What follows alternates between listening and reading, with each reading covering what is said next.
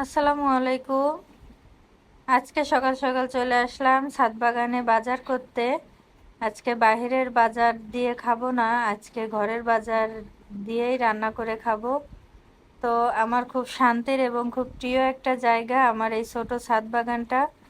তো চলে আসলাম ছাদ বাগানে আজকে সবজি নিতে। তো কি কি সবজি নেব সাথেই থাকুন এবং দেখতেই থাকুন। তো প্রথমেই দেখুন সেই ছোট্ট চারা গাছটা কত বড় হয়ে গেছে।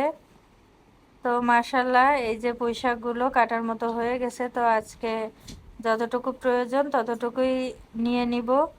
এরপর কিছু মিষ্টি কুমড়ো শাক নিব। আমার 2-3 রকমের শাক রান্না করে খেতে খুবই ভালো লাগে।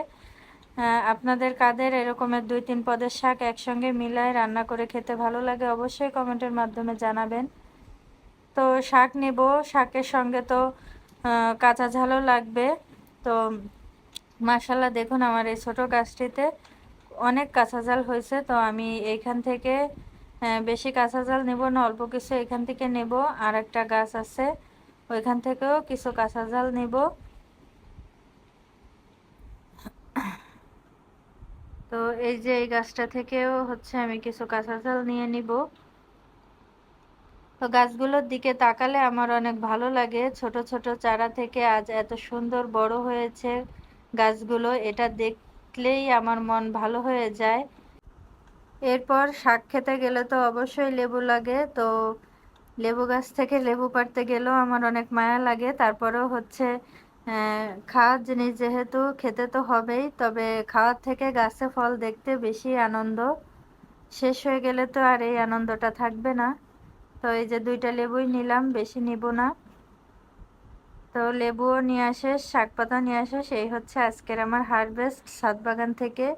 তো এরপর রাতে খুব বৃষ্টি হয়েছিল। তো তখন এই ফুলগুলো ফুটছিল না। তো আমি জানতাম যে ফুলগুলো ফুটবে আজকে, এই জন্য রাতে এসেই অমনি তাড়াতাড়ি পলিথিন দিয়ে ঢেকে দিয়ে গেছিলাম ড্রাগন ফুলগুলো, যাতে বৃষ্টি পড়ে ফুলগুলো নষ্ট না হয়ে যায়।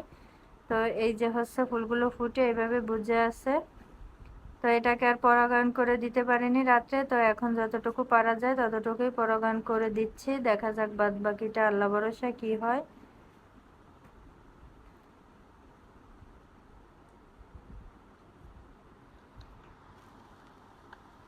তো এরপরে আমি চলে আসবো রান্না বাড়ায়।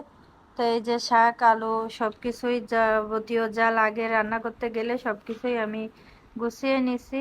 এখন রান্না করে নিব। তো ছাদ বাগান থেকে শাকটা পারলাম, এই জন্যই রান্নার মুহূর্তটাও আপনাদের সঙ্গে শেয়ার করছি। আর একটা কথা না বললেই না, আমার ভিডিওতে যারা নিয়মিত এত সুন্দর সুন্দর কমেন্ট করেন, আমাকে ভালোবাসা দেন, সাহস দেন, সেই আপু আর ভাইয়াদের প্রতি আমার অনেক অনেক দোয়া আর ভালোবাসা রইল। আপনাদের সুন্দর সুন্দর কমেন্ট, সুন্দর কথাগুলো পড়লে আমার সত্যিই অনেক ভালো লাগে। তখন আমার আরও ভিডিও করতে ইচ্ছা করে, আরও ভালো কিছু দেখানোর ইচ্ছা হয়। অনেকেই বলেন ভিডিও দেখে শান্তি লাগে, মন ভালো হয়ে যায়। এই কথাগুলো আমার কাছে অনেক মূল্যবান। আমি সব সময় চাই আমার ভিডিও দেখে সবাই একটু হলেও ভালো অনুভব করুক।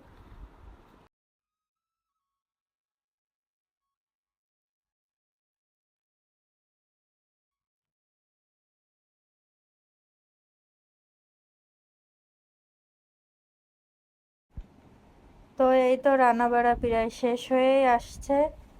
তো রান্নাবাড়ার কথা আর কি বলবো, জাস্ট শুধু একটু শেয়ার করলাম রান্নাবাড়াটা। তো ভিডিওটি শেষ পর্যন্ত দেখবেন, ভালো লাগলে লাইক কমেন্ট আর সাবস্ক্রাইব করে পাশে থাকবেন। আল্লাহ হাফেজ, সবাই ভালো থাকবেন, আল্লাহ সবাইকে ভালো রাখুক।